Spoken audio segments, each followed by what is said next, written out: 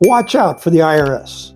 If you're a woodworker and you're trying to make some money off of your hobby, that's great. But be careful who you talk about it. Now, there's guys that do the woodworking and they report it on their taxes and they're all fine and safe. And then there's others. And we won't even bother to talk about who those might be. But if you're not declaring it on your income and you are advertising on social media, there's a really good chance that the IRS is watching.